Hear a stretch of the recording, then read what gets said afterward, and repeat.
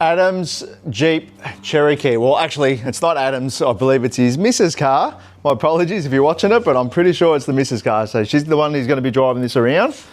But like all guys, we have to modify every car we have to have in the fleet. So, yeah, true car head Adam is, and a long-term sort of customer with us. We've done a lot of jobs with him in the past, and we've done his other cars as well. So he's always welcomed around here, and we appreciate his business. But he purchased this Jeep after watching sort of several of our videos, and he sort of got G'd up with the Jeeps, and it's hard not to with the 6.4s because they are pretty cool, and they're rowdy as once you get a cam in them, so they are a pretty cool thing. Being an SUV, it just sort of works. And look, love or hate them, you eventually will start to love them. I was a hater, I've become a lover now. So, but he purchased his car, had a comp cams package already in it, like a comp cam stage 2 camshaft, a few bits and pieces. Adam wasn't convinced. He thought there was something wrong with it. It had a bit of a tick in the engine, and he sort of said, look, before we do anything, I need you to get it, have a look at it. So we sort of started pulling it down, and then we found one of the lifters, the rollers was gone. So the lobe on the comp cam had started to go. Now look, I'm not bagging comp cams by any means in this video. There are other reasons why things happen, and like I said, everybody, with every failure, there's a story behind the failure. You've got to look, you've got to be open-minded when you're looking for problems, and just don't blame other people's products for a problem within the car. So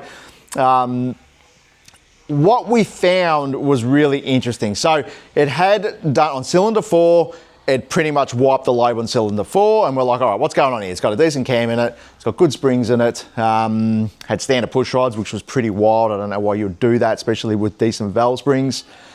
But what we found when we pulled the camshaft, when we pulled the cylinder heads off and started really diving into it. So these are the comp cams springs that were in it, and I'll just re-zero that, look at the camera in the right spot, sorry.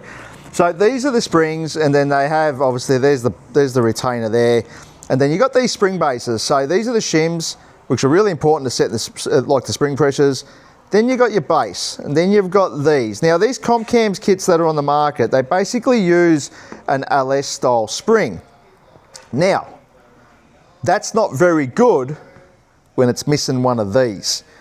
And when I mean missing one of these, what we found on cylinder 4, it was missing this lower spring base. Now, this is a very thick base. And as you can imagine, by putting one shim in a spring, that increases the spring pressure or the seat pressure on the spring quite a lot. This is not just a shim, this is a slab.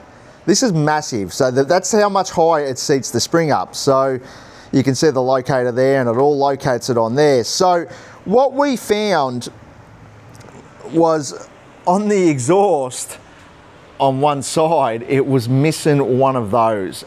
Crazy. How this thing did not drop a valve, I don't know, but it was hitting the valves. It was actually hitting them. Now these have a hollow stem valve in them. He is so lucky that he did not drop a valve in this thing. You get one chance with a hollow stem, you hit a piston with a hollow stem, and it's all over. And I can tell you from personal experience, because I have done it. I've had one fail on me, and it's cost me a whole engine, and we rebuilt it. We did it under warranty, it was no issue. But if you hit, there's a problem. You can't even drop them on the ground. So it's, as you can imagine, it was missing one, and we were like, wow, this is crazy how it didn't drop one. So I'm lucky it didn't get on the dyno and give it a good revving, because it probably would have dropped the valve. But once we got to the other side was missing one too. So it was missing 2 lower bases, which are crucial to the spring pressures. Now, when we got these springs and put them onto our pressure tester, they're actually not that strong either. So as a whole, even with the bases, the springs weren't ever nowhere near strong enough for what this camshaft requires, let alone without the bases. So a bit of error from the previous workshop who installed it. I don't know how you miss it. Look, at the end of the day, when you're doing these sort of jobs, you're always self-checking and being more self-aware to what you're doing, because if you're putting X amount of parts in, you want to make sure you're putting X amount of the same parts in and not mixing parts up and leaving parts out, because it's pretty much human error at that point. So not here to knock the other workshop for doing what they did. Look, we're all human, we make a mistake, it can happen. They made a mistake twice, unfortunately, this one. Lucky for Adam, it didn't drop a valve, it wasn't a catastrophe. We were able to pull the engine out, get rid of the aluminium bearings that these have in them, put some good ACL bearings in it, re-clearance it all, get it back together, stick a BTR VVT-224 camshaft in it with a proper set of BTR valve springs that don't require these big Gorilla spring bases, and you know, the rest is history. So getting it onto the hub dyno, here's the result. Absolutely stoked with what it made. Probably one of the highest torque figures that we've made with the camshaft of this size. So VVT224 camshaft. I will put the specs up in here. I'll put the cam card in here, but 374 kilowatts, 635 newton meters of torque. That's pretty impressive. So peak torque is at 4,200 revs, and it pretty much comes on from 2,000 revs. Ignore this part's a hub dyno. They don't have a lot of inertia, so you do lose. It's a little bit not nice on the bottom, but anyway, you get the picture. But then in the top, it switches off at 6,600 revs, and it's still holding, you know, 530 newton meters by the end. But it's got a good peak range of peak torque from around that sort of 3,800 revs to around sort of 5,600 revs. So a really, really good result. Awesome power figures. It's not a super duper big cam, so this cam works really well with the factory converter on the Cherokees, and it does actually work well on the 300Cs as well, including the 5 speeds and so on. So this is a good versatile cam. I like to call this cam a stage 2 cam. We have our stage 1 cam, which is more suited to the daily guys, and it's not as rowdy as this one. This is a bit more rowdy. I wouldn't say it's super rowdy. It's still nice. It's still got good manners and reasonably good drivability. You do trade off some drivability in comparison to the stage 1, but otherwise a really, really nice camshaft. And like everything BTR do, their cams are proven and they absolutely work, and I've just proven it now how well they are.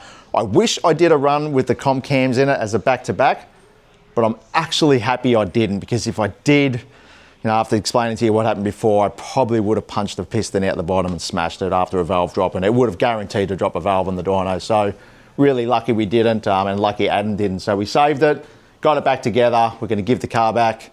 He's going to love it. He's going to be super happy with it. Yeah, so if you've got a 6.4 Hemi, Cherokee, 300C, any of those models, we've got all the cam parts on the shelf. We've got them ready to go, and yeah, hit us up, put a package together for you, all on the shelf, ready. So anyway, guys, thanks for watching the video. I hope you love it. And yeah, if you've got a 6.4 Hemi or a mate with one, send them our way. We'll look after them. Thanks again, guys. See you next time. Bye.